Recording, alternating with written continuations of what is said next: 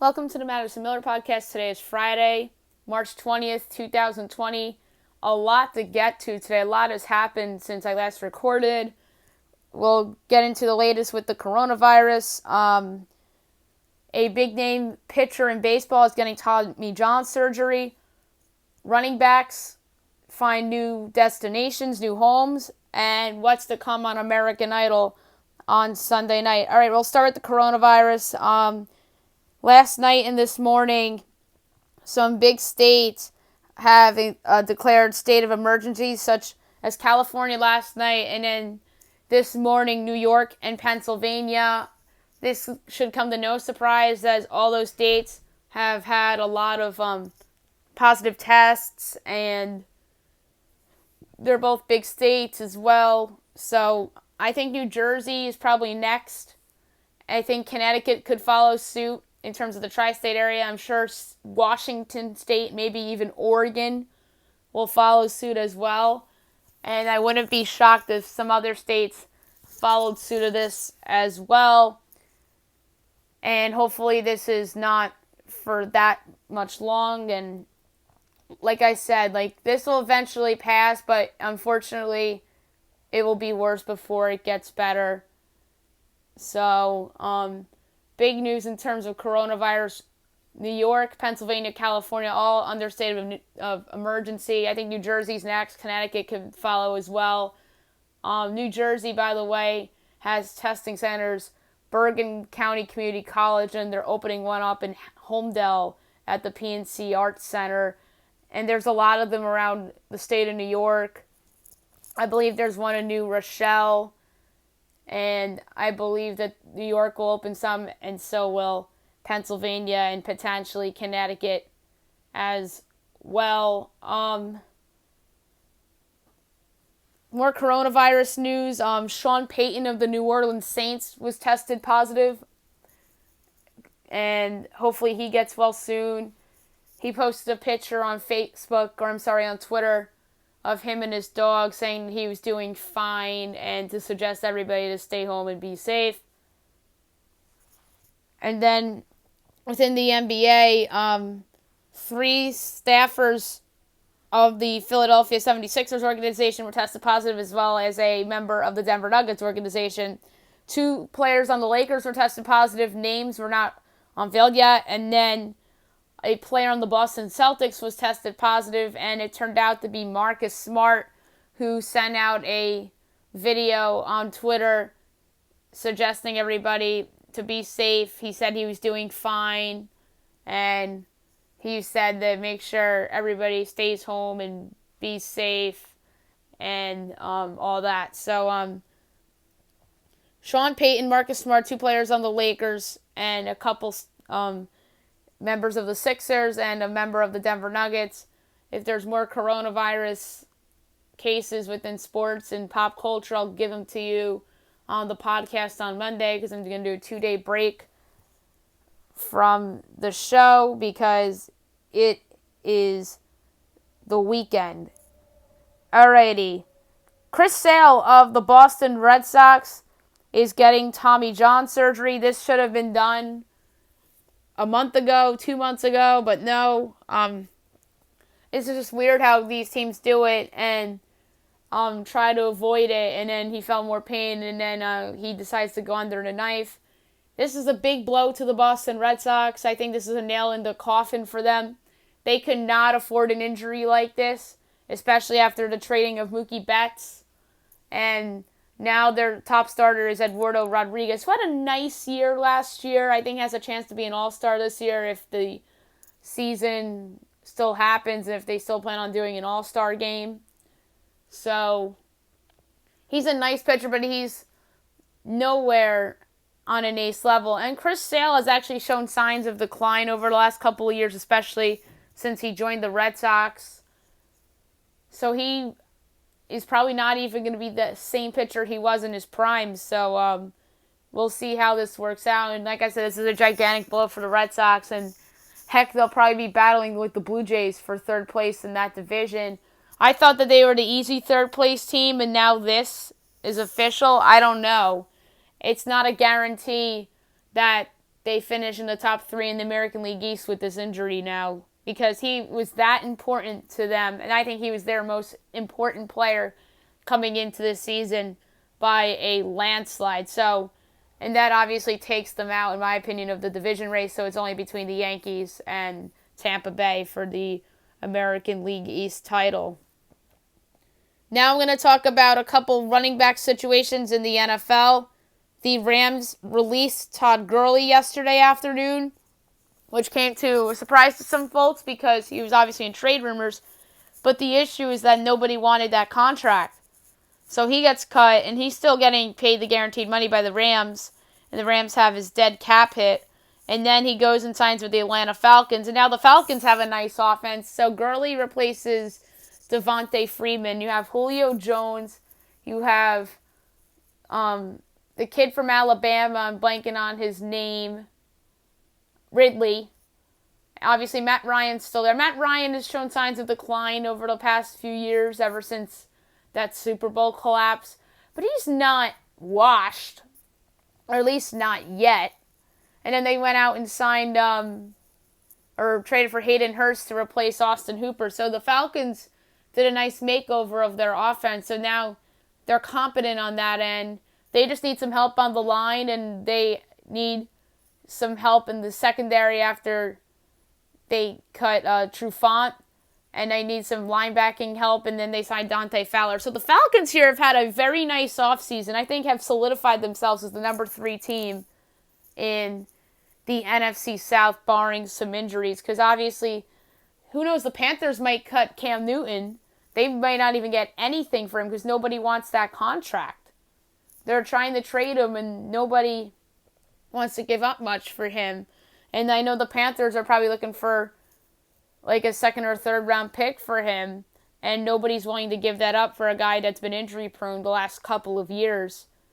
So that could be another big name player on the market. So take away him. Teddy Bridgewater's a nice quarterback, but he's not that good. So I think they're easily the last place team, barring some injuries on the Atlanta Falcons. So the Falcons having a nice offseason thus far.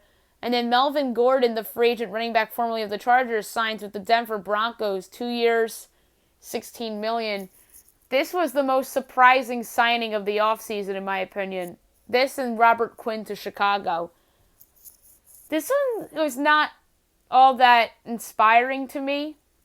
They already have 2 nice running backs in Phillip Lindsay and Devin Booker. Or, what the heck? Devontae Freeman. Booker was another running back on their roster. I think he might have been a free agent, the kid from Utah. And then they have Devontae Freeman and Phillip Lindsay and Melvin Gordon. So they have 3 running backs. So I wonder if they'll trade one of them. Maybe they trade Devontae Freeman. I don't know if they'll trade Phillip Lindsay. But who knows, maybe one of those 2 running backs become available, and then Melvin Gordon and whatever one they keep of the 2 become their 2 backs. And then they have a nice offensive line that they improved. I think the Denver Broncos have had an excellent offseason. They're going to be a popular playoff pick for next year, in my opinion.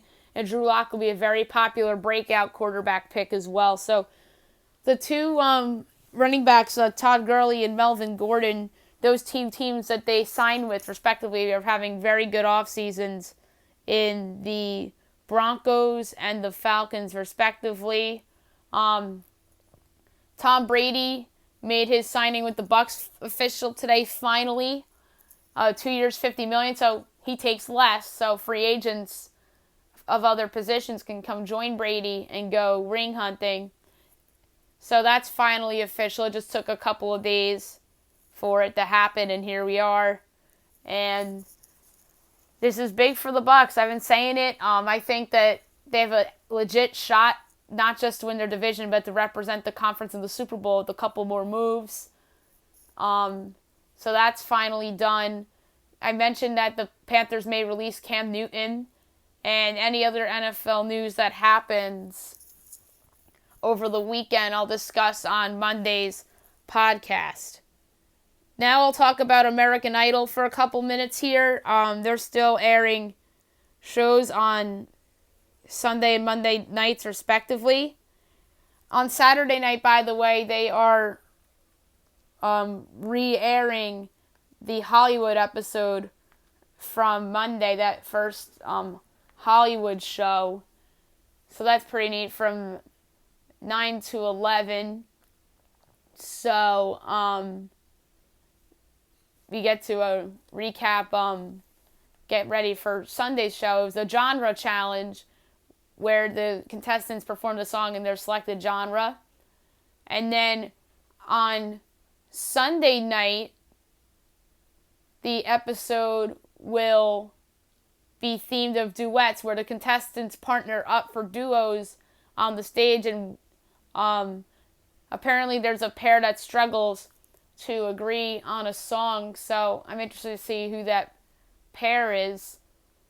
So American Idol to look forward to on Sunday night, and then Monday night there's another episode that will preview its solos on Monday night. We'll talk about that, and we'll talk about what happened on Sunday night's episode on Monday's podcast. Now I'm going to do my top 10 songs of 2019. I forgot to include that in the intro. So, before I do my top 10, I have a couple honorable mentions that I like to mention to you guys. Circles by Post Malone. That is a really good song. Post Malone really had a good run here, and Circles obviously was the biggest song. It did very well on the charts all over the world. So there's so many good songs from the year, and that unfortunately had to be an honorable mention. Another honorable mention is Cruel Summer by Taylor Swift. Another solid song. Taylor Swift had a nice year this past year, and Cruel Summer I don't think was even the best song on that album. Senorita by Camila Cabello and Shawn Mendes, a good song that they performed at, I believe it was the Grammys, and I believe they actually did it at the American Music Awards as well, so that's another honorable mention. Another one is The Greatest by Lana Del Rey. That's another good song that didn't make the cut. And then Truth Hurts by Lizzo is sort of an honorable mention. It came out on the radio in 2019, but this song's really from 2017, so that's why it didn't make the list. So the official list, the top 10 songs of 2019. In 10th place, Seven Rings, Ariana Grande. A very catchy song. I think this was the best song on her album Thank You Next. It has that kind of remake of My Favorite Things from A Sound of Music. So that is kind of what makes the song kind of catchy. It's obviously a hip-hop kind of song. It came out January 18th of 2019. In 9th place, Lover, Taylor Swift. Another really good song that's on her album, Lover. A little bit of a country pop song, released August 16th of 2019. She performed this at a couple shows as well. In 8th place, Bury a Friend, Billie Eilish. Another really good song, a rising star in the music industry here.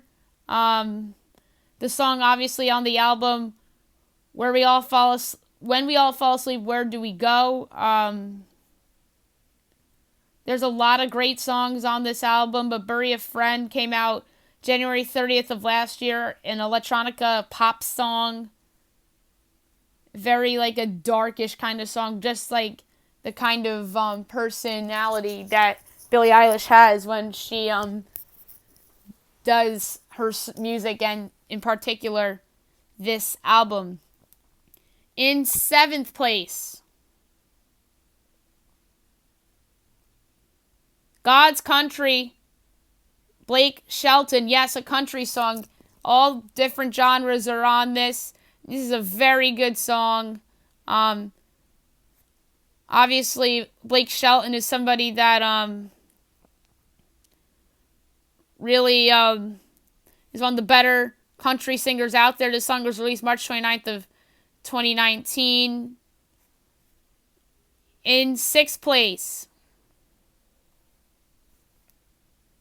Only Human, Jonas Brothers. A very, very good song. This is their, obviously, their comeback album with a lot of good songs on it. Only Human was released July 2nd of 2019, a reggae pop kind of song. And obviously, the three of them, Kevin, Nick, and Joe, back at it, touring and having the same type of success, and even more success, arguably, than they did a decade ago.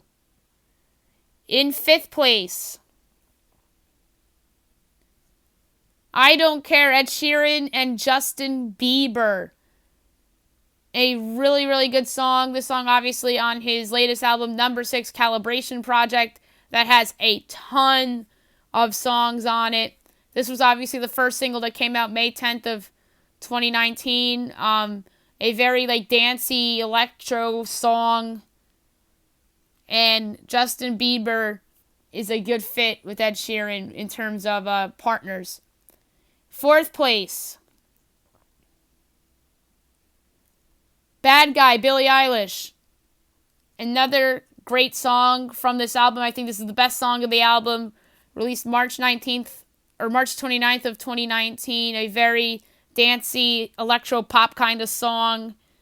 And again, very dark and scary in a way. Just very fits Billie Eilish and this album.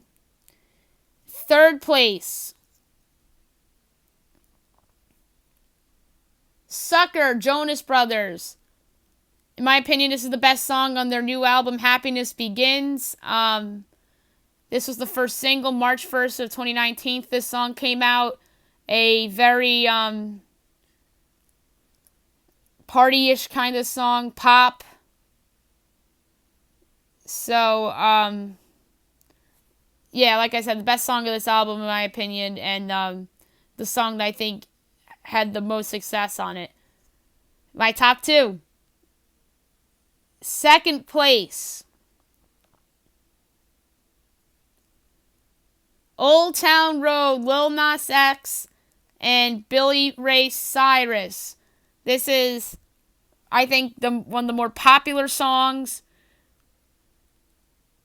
There's a couple of versions of this song.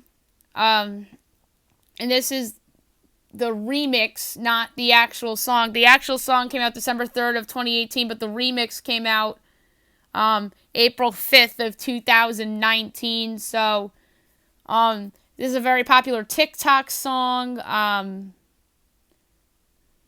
This has widely been labeled country rap, which is kind of funny, but I consider it more of a rap than a country. And number 1 of the best songs of 2019 is Beer Never Broke My Heart, Luke Combs. This song, I think, is really, really fun. May 8th of 2019, this song came out, country song. I don't think many people are expecting me to pick a country song for my top song of the year, but of the previous year, but here we are. I think this is a great song to just jam to, and I think Luke Combs is one of the biggest stars in the world, not just in country music, but in music right now, and this guy has a very bright future ahead of him, and obviously this is just the beginning for Luke Combs. All right, that's it for today, Monday's show. A lot of the coronavirus stuff. more NFL free agency and any other sports or pop culture news, I'll have it for you. We're going to do the top artists of 2019 on the show on Monday, so that should be fun. Hope you guys have a great weekend, everyone.